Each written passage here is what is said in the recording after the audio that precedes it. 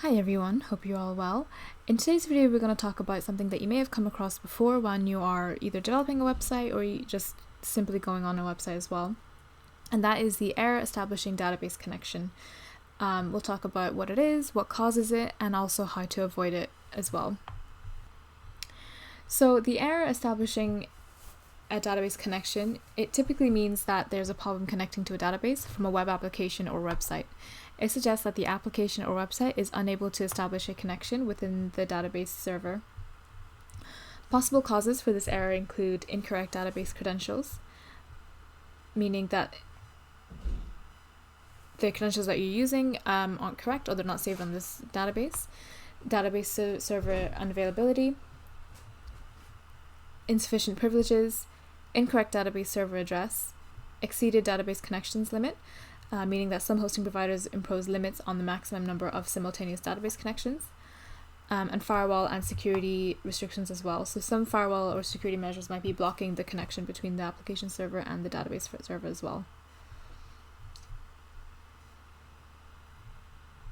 So when you encounter the error establishing a database connection, it usually appears as an error message on your website or application.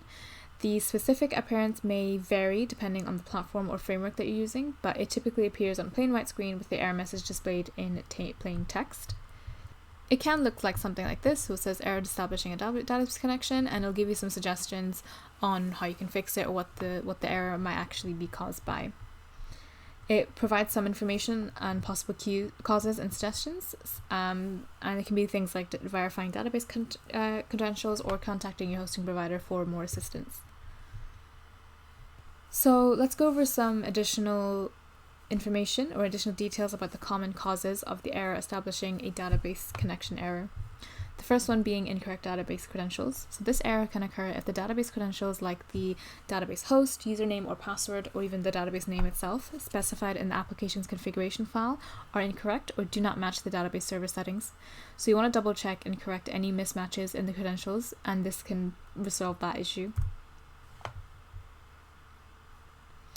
Next up is database server unavailability, and this error can occur when the database server is down or experiencing connectivity issues. This could be due to server maintenance, network problems, or the database server being overloaded with requests. Verifying the status of the database server, ensuring it is running and accessible, is really crucial as well. If the database user specified in the application's configuration file does not have the necessary privileges to connect to and access the database, the error can occur as well. So make sure the user has appropriate permissions granted for the accessing the database as well.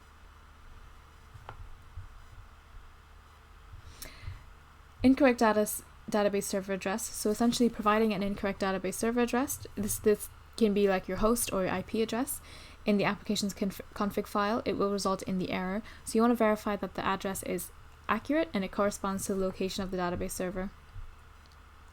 Exceeded database correction limits. So some hosting environments or database configurations have limitations on the maximum number of simultaneous database connections.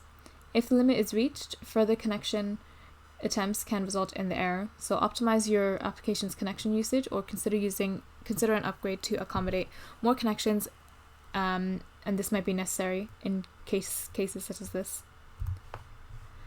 And some firewall security measures or network restrictions can prevent the application server from establishing a connection with the database server. So you want to ensure that the necessary ports are open and there are no firewall or security settings blocking the communication between the two servers.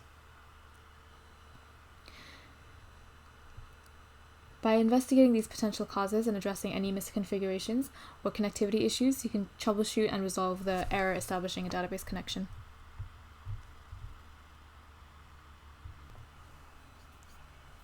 So how to fix this error?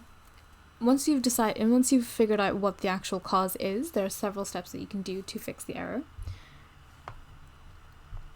First thing that you want to do is verify database credentials. So you want to just double check the database host, username, password, and database name specified in your application's config file. Ensure they match the credentials provided by your hosting provider or database administrator, and you want to correct any errors or mismatches. You also want to ensure that the database user specified in the config file has the necessary privileges to connect to and access the database. If not, update the user's permissions or create a new user with appropriate privileges. Verify that the host or IP address of the database is correctly specified in your application's config file. Ensure it corresponds to the actual location of the database server.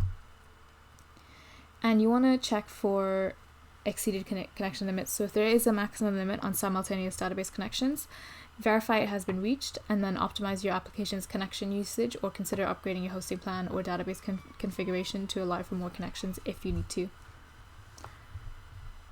Examine your firewall or security measures to ensure that they are not blocking the connection between your application server and the database server. You want to check that necessary ports are open and there are no network restrictions causing the issue. Use database management tools or scripts to verify if you can establish a connection to the database server using the same credentials specified in your application, and this can help you isolate the issue and determine if it is specific to your application or a broader connectivity problem. And lastly, if you followed all the steps above and the issue is still persisting, consider seeking help from a developer, system admin, or your hosting provider as well. They can provide further troubleshooting assistance or insights specific to your environment. Remember to create backups of your files and databases before making any net changes that you think are necessary, and ensure that you can revert to a previous working state if necessary.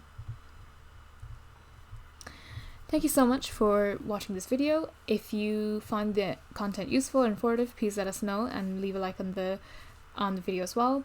And if you have any questions, comments, or suggestions, feel free to leave them in the comment section below. Thanks.